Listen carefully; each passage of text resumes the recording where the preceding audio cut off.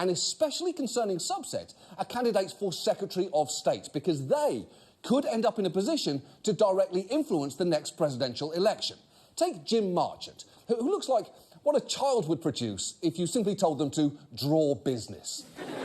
On Tuesday, Marchant became the Republican nominee for Secretary of State in Nevada, which is alarming given that he's a conspiracy theorist who said things like this.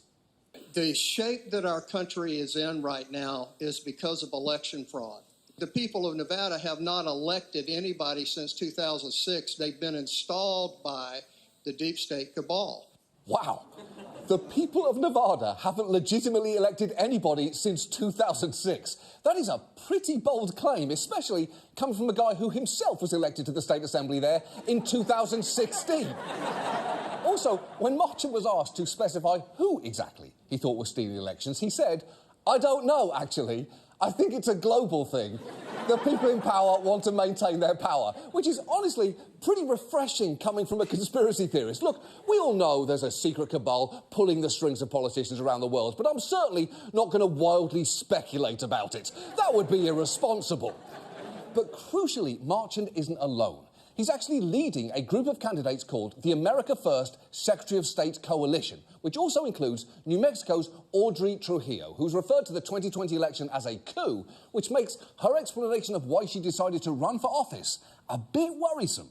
I decided to run for Secretary of State when I saw the very inconsistencies in this last election. You know, I feel that a lot of people, whether we can prove it or not, feel that this election was stolen. Wait.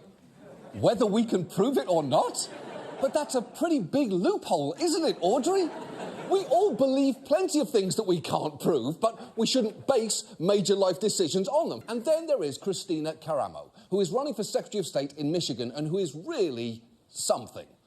Kristina Karamo has not been shy in insisting there was widespread cheating in the 2020 vote, touting debunked claims and saying Donald Trump was the true winner in Michigan. She also referred to herself as an anti-vaxxer before the COVID-19 vaccines were authorized. Guess what? I'm crazy.